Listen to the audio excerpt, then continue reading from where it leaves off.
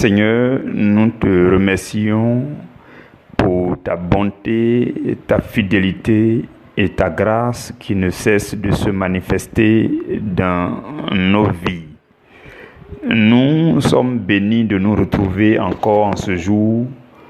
Seigneur, nous sommes là dans ta sainte présence, unis par ton esprit, le Saint-Esprit, afin de recevoir de toi ce que tu as prévu de nous dire à chacun en ce jour, en ce merveilleux jour du mardi 28 décembre 2021. Merci Seigneur pour ta bonté, merci Seigneur pour la présence de ton esprit. Merci pour tout ce que tu fais et que tu feras encore dans la vie de chacun de nous. Merci Seigneur. Mes frères, mes sœurs bien-aimés, je vous salue. Je vous salue dans le précieux nom du Seigneur Jésus. Aujourd'hui, nous allons voir la présentation de la direction divine pour la famille priorité à l'évangile en 2022. C'est ce que nous avons au programme aujourd'hui. La présentation de la direction divine pour la famille priorité à l'évangile en 2022. Suivons très bien en cette semaine.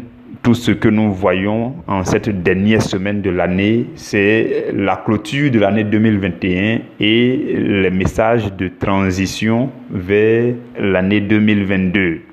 Donc, suivons très bien, prenons note de tout ce que le Seigneur est en train de nous donner comme orientation détaillée à suivre l'année prochaine.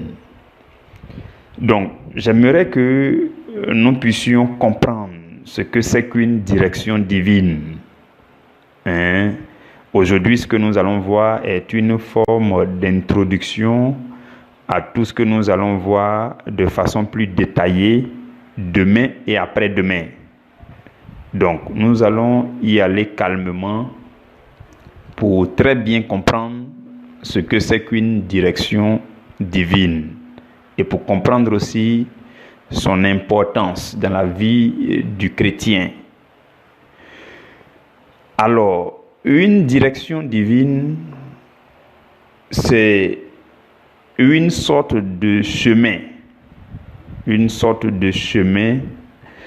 un chemin à la fois temporel et spatial. Vous savez que quand on s'exprime dans le temps, on emploie les mêmes expressions que lorsqu'on doit se déplacer dans l'espace. Donc, par exemple, pour quitter de janvier jusqu'au mois de mars, on dira que j'ai marché dans le temps. Vous comprenez? Donc, une direction divine est un chemin, un trajet temporel. C'est aussi un trajet spatial. Pourquoi? Parce que c'est comme si vous suivez un chemin au fur et à mesure que vous vivez dans l'espace, vous évoluez dans le temps aussi. Donc, c'est un chemin. Et c'est un chemin qui comporte des épreuves. Oui, nous devons le savoir. Lorsque vous parcourrez de janvier jusqu'à décembre, vous serez en train d'évoluer sur un chemin de vie. Et sur ce chemin de vie, vous rencontrerez des épreuves. Les épreuves sont difficiles, mais si vous comprenez ce qu'il y a derrière une épreuve, toute épreuve est pour notre formation en vue de notre promotion. Voilà pourquoi il est nécessaire de passer à travers des épreuves, bien que ce soit difficile. C'est comme lorsque vous partez à l'école, sans épreuve, vous ne passerez jamais en classe supérieure. On parle d'épreuves de fin d'année, examen de ceci, examen de cela, et après ces épreuves, bien que ce soit difficile, c'est la seule manière de vous évaluer en vue de votre évolution. Donc, les épreuves viendront sur ce chemin en vue de votre promotion, de votre élévation. Vous comprenez? Et une bonne direction divine comporte moins de problèmes, moins de tentations. Vous comprenez? Les tentations viennent de l'ennemi. Les tentations, ce sont des pièges de l'ennemi. C'est différent des épreuves. Les épreuves peuvent provenir de Dieu. C'est vrai que les pièges, les tentations de Satan finissent par nous mettre à l'épreuve au regard de Dieu. Dieu qui espère que nous puissions triompher de ces tentations afin de nous faire encore notre promotion. Mais la plupart du temps, les épreuves viennent de Dieu pour notre formation, pour notre éducation, pour notre promotion, pour notre élévation. Mais sur ce même chemin, l'ennemi dispose des pièges ou encore des tentations. Maintenant, lorsque vous évoluez à travers une bonne direction divine, vous rencontrerez moins de problèmes, moins de pièges, moins de tentations. Vous comprenez? Et une direction divine comporte aussi les provisions pour notre mission sur la terre. Pendant la saison à venir, pendant la saison en cours, les saisons à venir, ainsi de suite. Lorsque vous évoluez à travers une bonne direction divine, vous rencontrerez les provisions, les ressources nécessaires pour votre subsistance, pour votre existence, pour votre mission sur la terre. Dieu dispose aussi la provision qu'il faut pour votre mission. Mais il faut être sur la bonne direction divine. Et la direction divine, c'est un chemin ou encore une orientation divinement ordonnée pour une vie de qualité durant votre saison qui est en cours. Si vous voulez avoir une vie de qualité, une vie productive durant la saison qui est en cours, alors la saison que vous allez entamer, vous avez besoin de vous mettre sur la bonne direction divine. C'est une orientation. C'est un ensemble de choses que Dieu a ordonné et que vous devez suivre pour avoir une vie de qualité durant une saison bien donnée. Vous comprenez? Et une direction divine ressort d'un plan divin. Un plan divin qu'on appelle une vision. Une direction divine ressort toujours d'une vision. Et une vision, c'est un plan de salut que Dieu confie à une personne qu'on appelle un visionnaire. Suivez très bien, j'espère que vous me suivez calmement. Il faut que nous comprenions ces choses. Donc, une direction divine, en fait, c'est un programme saisonnier. C'est un programme pour une saison bien définie, un intervalle de temps. Maintenant, ce programme-là ressort d'un plan divin. Et ce plan divin, on l'appelle vision. Et cette vision, Jésus confie une vision à un visionnaire. Il dit à ce visionnaire, voici le plan de salut que je te confie. Moi, Jésus, l'auteur du salut, je te confie un plan du salut pour une catégorie de personnes que tu dois conduire au salut à travers cette vision. Je te confie ça. Et celui-là, on l'appelle un visionnaire. Et en général, Jésus lui donne tout ce qu'il doit faire sur la terre durant toute sa vie.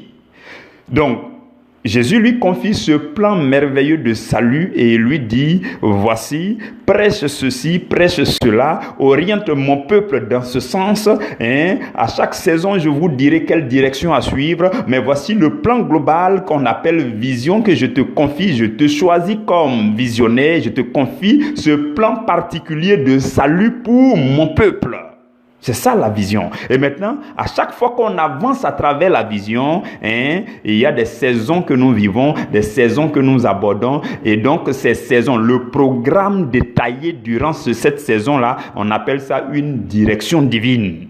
Vous comprenez maintenant? Donc, à chaque fois qu'on va aborder une nouvelle saison, pour ceux qui sont anciens, vous vous souvenez qu'à chaque fois je me présente, pendant au moins une semaine, je suis là et puis je vous présente, je vous donne la direction divine pour la saison à venir. C'est comme ça qu'on fait. Et cette direction ressort du plan divin, du plan de salut, de la vision que le Seigneur m'a donnée.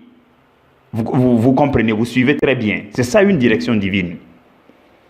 Et Ce que je voudrais encore nous dire, frères et sœurs, c'est que il y a de plus grands défis pour les êtres humains à chaque saison de vie. À chaque saison de vie. Suivez-moi vraiment bien dans ce que je suis sur le point de dire. À chaque saison de vie que nous abordons, il y a des défis que les êtres humains doivent relever pour une bonne vie. Il arrive que nous n'en avons même pas la connaissance et nous évoluons aveuglément à travers une saison de vie. Et de saison en saison, rien ne change dans notre vie. Pourquoi? Parce que nous n'avons pas la connaissance de ces défis qu'il faut relever. Et lorsque nous n'avons pas la connaissance de ces défis et que nous évoluons aveuglément à travers une saison, les conséquences peuvent être graves pour notre avenir, pour notre destinée. On devient quelqu'un qui est irrésolu, qui n'est pas ferme. On abandonne. Vous voyez, en fin d'année, on souhaite les meilleurs vœux, vraiment que Dieu te bénisse, prospérité, santé, ceci, cela, on se souhaite les meilleurs vœux. C'est une très bonne chose parce qu'il faut qu'on proclame les bonnes choses les uns sur les autres. C'est déjà très bien. Mais force est de remarquer que beaucoup abandonnent avant même le mois de mars. Beaucoup abandonnent. Au début de l'année, ils prennent des résolutions. Oui, je vais lire la Bible, ceci. Oui, je vais faire ceci. Oui, je vais changer ceci. Oui, je prends telle résolution. Mais avant le mois de mars, beaucoup abandonnent.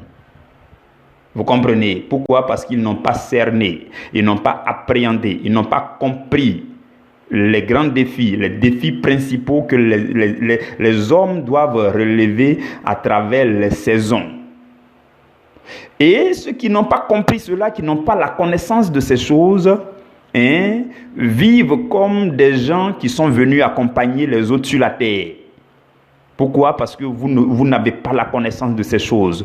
Vous n'évoluez pas à travers une direction divine. Vous ne connaissez même pas quels sont les grands défis. Vous évoluez aveuglement. Vous vivez comme des gens sans objectif. Des gens qui vivent dans les ténèbres. Et des gens qui commettent aussi beaucoup d'erreurs. Et ils commettent beaucoup d'erreurs qui font du tort à leur destinée. Pourquoi? Parce que vous ne savez pas ce qu'il convient de faire lorsque vous passez d'une saison à une autre.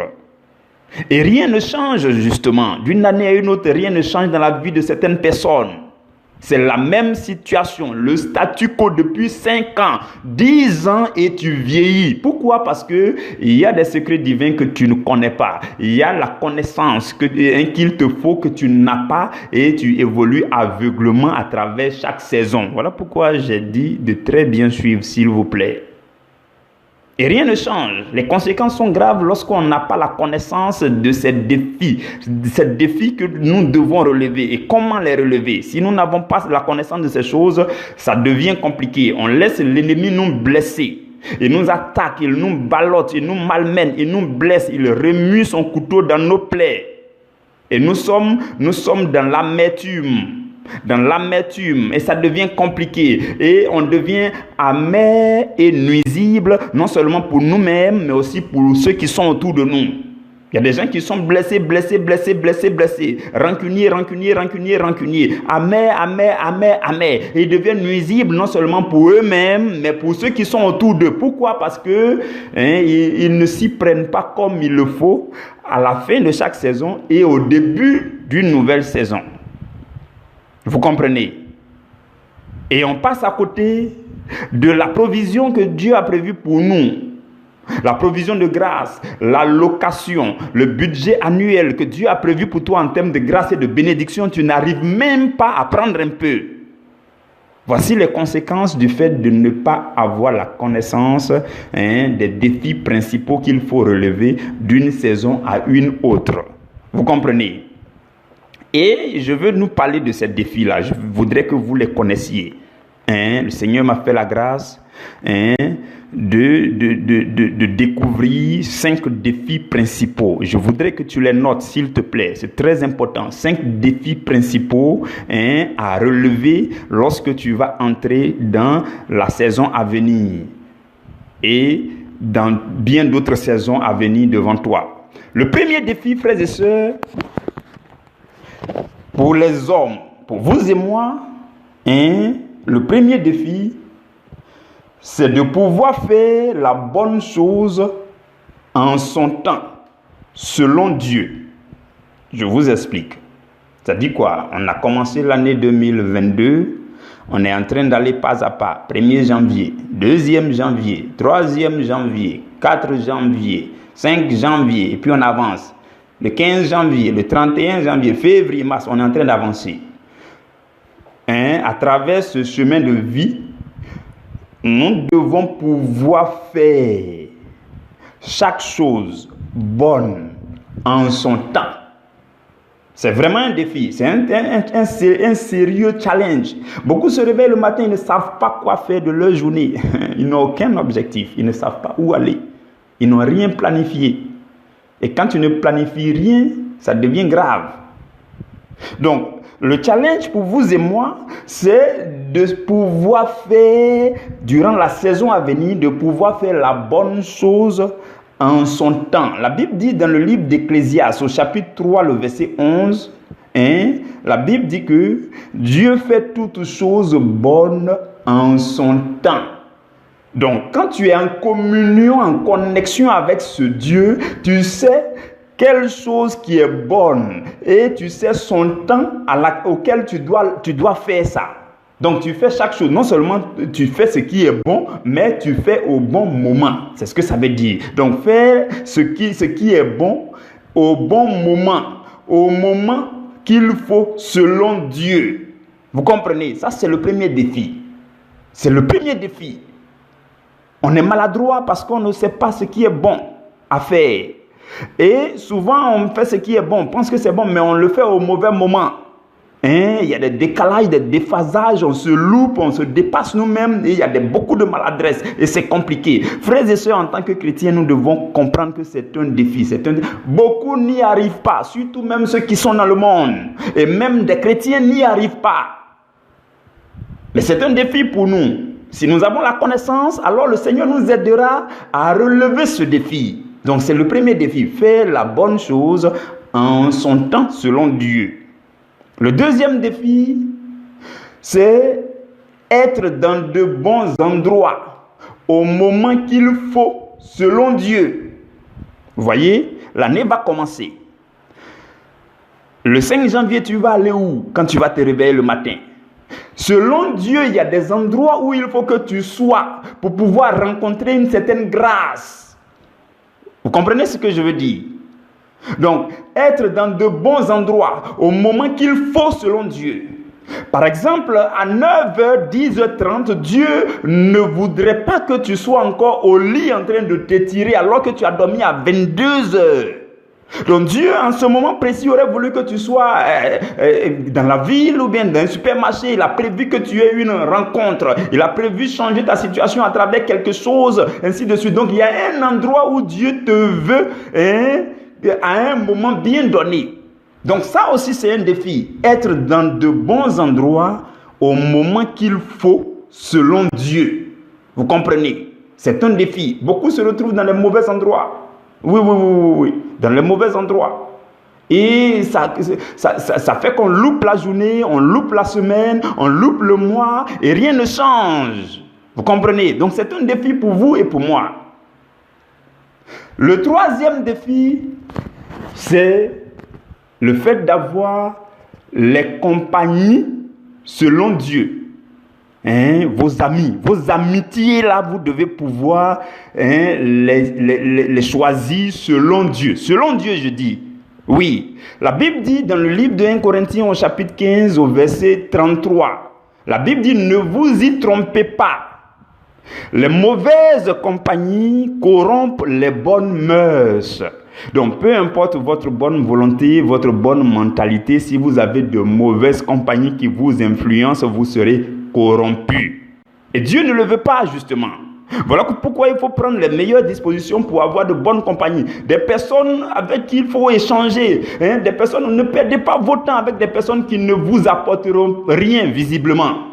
Vous comprenez, frères et sœurs? Il y a des amitiés qu'il faut forger, qu'il faut tisser, parce que Dieu le veut. Avec qui échanges-tu? Avec quel frère chrétien échanges-tu? À qui tu rends visite régulièrement? Qui te rend visite régulièrement? Avec qui tu passes ton temps? Donc, faisons attention à nos compagnies. C'est aussi un défi, frères et sœurs, avoir les compagnies selon Dieu. Et le quatrième défi, c'est apprendre à s'exprimer selon Dieu. Oui, notre propre langue nous fait beaucoup de mal. Notre propre langue. La Bible dit dans Matthieu chapitre 12 au verset 37, la Bible dit: par tes paroles tu seras justifié et par tes paroles tu seras condamné.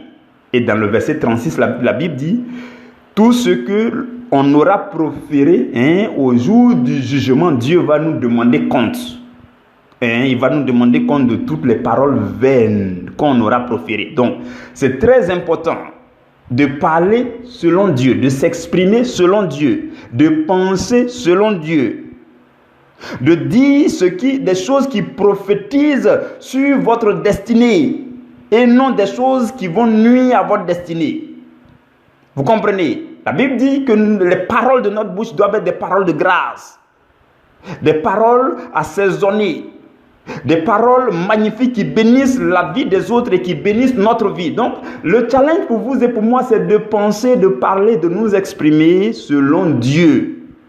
Et le cinquième défi, frères et sœurs, c'est de nous nourrir de ce qu'il nous faut selon Dieu. C'est très important. Ce que tu manges détermine ta santé. Que ce soit la nourriture physique ou la nourriture spirituelle, ce que tu consommes a de l'impact, de l'influence, soit négative ou positive, sur ta santé. Et Jésus dit dans Matthieu 4,4 et encore dans Luc chapitre 4, verset 4, il dit: l'homme ne vivra pas seulement de pain, mais de toute parole qui sort de la bouche de Dieu. Donc, aussi bien qu'il faut choisir de quoi manger pour la nourriture physique, la bonne nourriture, ce qu'il faut manger au moment qu'il faut. On dit c'est jeûne, tout le monde jeûne. C'est là que tu trouves pour t'empiffrer. Ce n'est pas le bon moment de s'empiffrer, frères et sœurs. Vous comprenez? Donc, choisis ce qu'il faut manger comme nourriture physique, mais aussi de nourrir notre esprit. L'esprit de l'homme est l'homme, comment dire, son essence, sa personne véritable. Et donc, de même que vous nourrissez votre corps, vous devez pouvoir nourrir votre homme intérieur. Donc, choisis la bonne nourriture physique et bonne nourriture spirituelle. Voici le cinquième défi. Si vous mangez mal, il y a la malnutrition spirituelle aussi. Vous comprenez?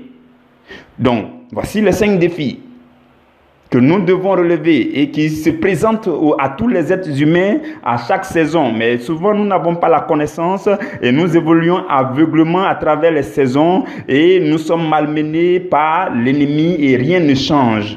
Maintenant, je veux nous dire en 3 points ce qui peut nous aider à relever ce défi pour que notre intervention soit pratique.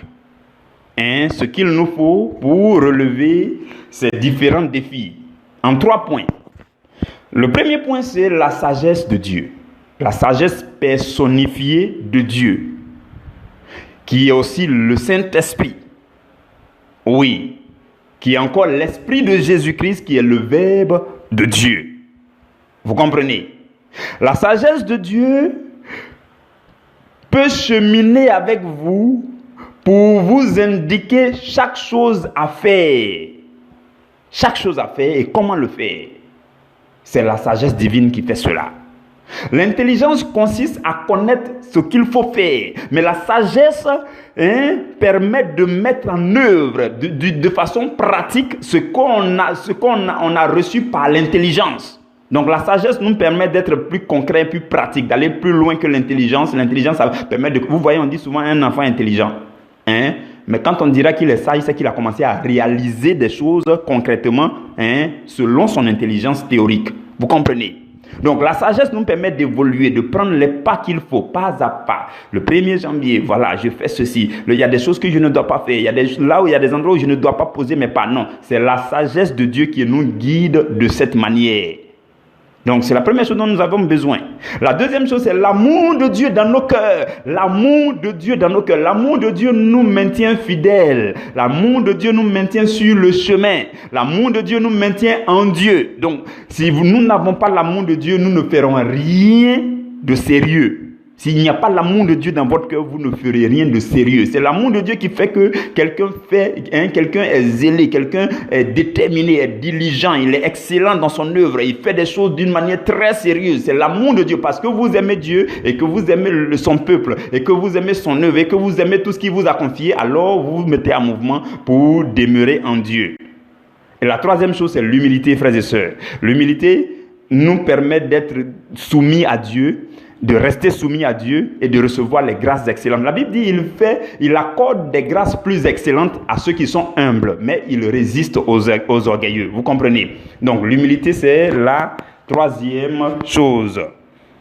En fait, ces trois choses que nous venons de voir, qui peuvent nous aider à relever les 5 défis que nous avons vus, ces trois choses se retrouvent lorsqu'on s'engage dans une bonne direction divine.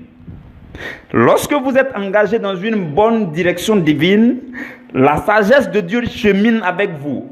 L'amour de Dieu remplit vos cœurs continuellement. L'humilité, le manteau d'humilité est toujours sur vous. Mais alors il faut être dans la bonne direction divine. Les trois choses qu'il faut pour relever les 5 défis là, ces trois choses on les retrouve lorsqu'on est engagé dans une bonne direction divine. À l'entame de cette nouvelle année, frères et sœurs, vous pouvez vous engager dans toutes sortes de programmes autour de vous. Mais la plus grave erreur serait de ne pas vous engager résolument dans la bonne direction divine. Vous comprenez? Donc il est important d'être engagé dans la bonne direction divine. Donc si nous voulons relever les 5 défis durant la saison qui s'approche, nous devons être engagés dans une bonne direction divine. Et si nous voulons aussi être épargnés des conséquences du fait de la non-connaissance de ces choses, vous voyez, nous devons nous engager dans une bonne direction divine. Si on veut que les choses changent, enfin les choses doivent changer, le miracle de Dieu doit venir. Parce que chaque année maintenant c'était la même chose, mais cette année il faut que ça change. Il faut que tu sois dans une bonne direction divine. Si nous voulons que l'amertume disparaisse, que nous puissions goûter à la grâce du Seigneur, on doit s'engager dans la bonne direction divine. Si on veut vivre et profiter des grâces que Dieu a disposées pour nous, nous devons être dans la bonne direction divine. Si on veut marcher dans la lumière de Dieu, on doit être dans la bonne direction divine. Si on veut arrêter de commettre beaucoup d'erreurs et de maladresses qui nous sont coûteux, nous devons marcher dans la bonne direction divine. Si on veut découvrir les pièges, les tentations de l'ennemi et pouvoir les éviter, nous devons marcher dans la bonne direction divine. Si on veut que notre vie change, si on veut qu'il y ait un renversement dans notre vie, nous devons nous engager dans la bonne direction divine, frères et sœurs. Et je voudrais, pour terminer, nous rappeler que dans cette famille priorité à l'évangile, nous avons 3 saisons. 3 saisons, notre année spirituelle a 3 saisons.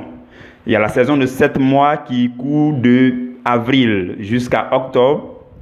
Ensuite, la saison de 7 à 8 semaines qui part de novembre à décembre. Et la saison de 12 semaines qui part de janvier à fin mars.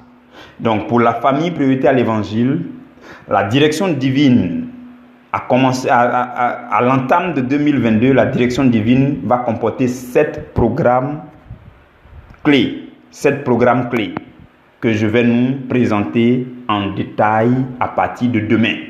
À partir de demain, je vais nous présenter en détail les 7 programmes, les 7 activités qui rentrent en ligne de compte dans notre direction divine. Quand vous suivrez cette direction, Dieu vous bénira. Toutes les grâces, les provisions, les ressources que Dieu a disposées dans cette direction, vous allez aussi les collecter. Donc demain, je vais nous les présenter en 2 enseignements, les 7 programmes clés de cette famille. Que Dieu vous bénisse. N'oublions pas notre rendez-vous de ce soir à 20h45. Que Dieu vous garde.